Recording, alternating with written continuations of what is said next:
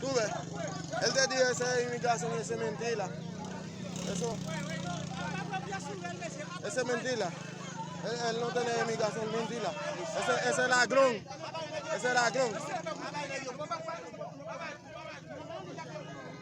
Mira, tú ves.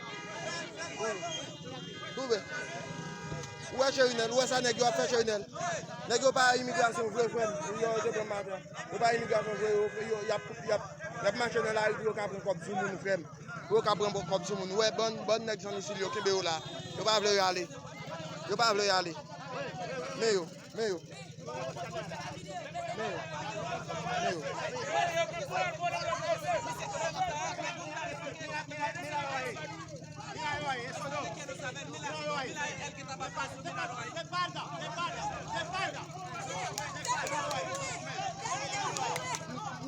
Mal faire, yo